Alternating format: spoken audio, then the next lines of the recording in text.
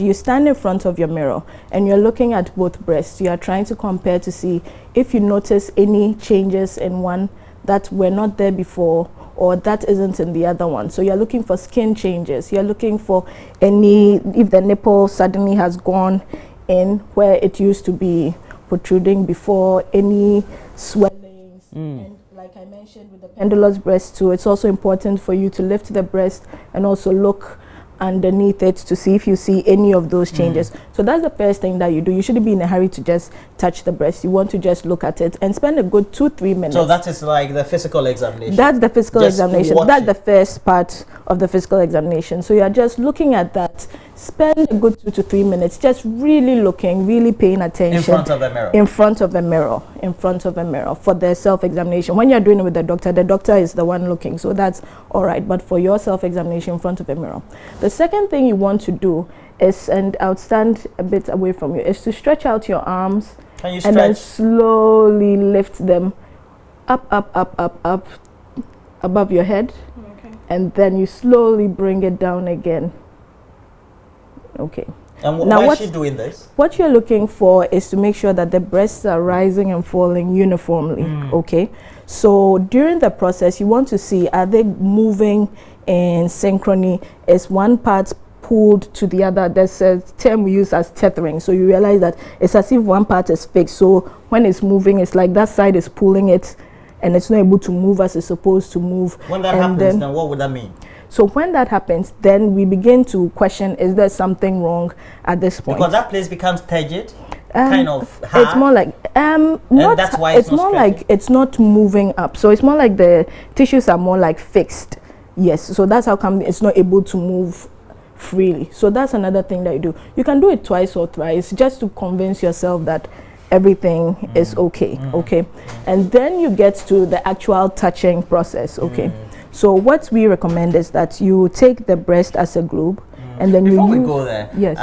When it comes to the, I think for many people, they seem to assume that for somebody like Nikki's age, I'm not supposed to be. But I know I've had an experience in which a 22, 23-year-old had a lump. And she got to know by doing the examination. And she Mickey will think that I'm young. I mean 21, 20, 22, 20. Why should such young people be doing it? Young people can have lumps. I think I mentioned it last week that sometimes you would get a lump. It's not breast cancer. We have what we call the fibroadenomas, and many are breast cysts and other issues. Now the trick is that we want to find these things early, and if it's those things, we take care of it. And in the rare occasion that it's breast cancer, if it is, then we can deal with it. Okay. But a recent study was done actually where they found out that for Africa and Ghana specifically, more people, younger people are getting the breast cancer. Because for this particular incident or case, the person had a lump. Okay. Initially, it was said not to. It was okay. What do you call it? Benign. Benign. Yes. And then after a year, it was said, well, we're not too sure. Wait, let's get it removed. Why? So a lot of times it's with the patient's preference. Okay. Sometimes these masses are benign, and the only way you can truly confirm is when you do the biopsy. So what they do is they use a little, and they'll tell you it's benign. Okay. But you know, a lot of people feel self-conscious, they feel uncomfortable with your partner touching. So some people decide, yes, it's benign, but I still don't want it. Okay. So now do the physicals on this. Okay, so you use the nipple as the center of your circle, okay?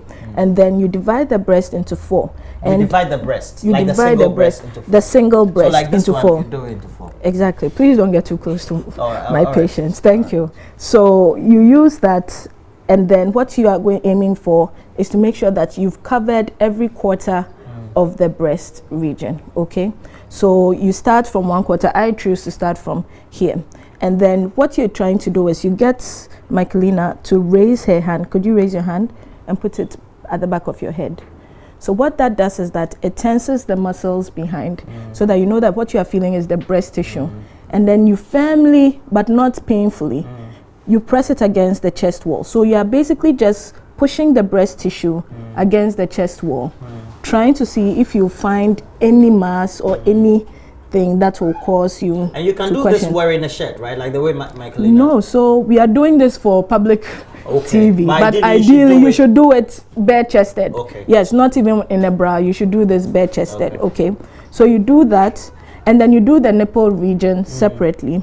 And then this area, which we call the axillary tail, is actually part of the breast tissue. Axillary tail? Yes, of the breast. So what you want to do is that you also want to go up and also feel there, because this is all, even up there, because this is all breast tissue. And sometimes some of these lumps too may find themselves there. So you really want to know, okay?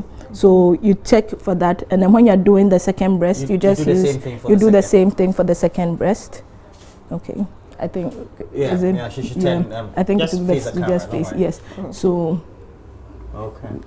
And what should you be looking out for? Because it's just as if you're I think most breasts, if you take them, they have these lumps in. So sometimes, which one do you get to know whether it's just the normal one and not when you're doing this? So, of course, since I've had some exposure, I would be able to know. Okay. But the key is that what we are advocating for is for you to do it regularly. The truth of the matter is that women's breast composition changes slightly depending on the phase of their cycle. So when you are getting towards ovulation, the breast tissues feel a bit different. When you are getting towards your menses, it feels a bit different. So what we are saying is do this regularly so that you'll be able to tell that, okay, this is how normally to feel even with ovulation, even with menstruation. Okay. So the regularity is because you want to know if there are changes over a period. You want to know if there are changes over a period. And you can only notice if you do it regularly. Exactly. Fantastic. I think Are we done with that?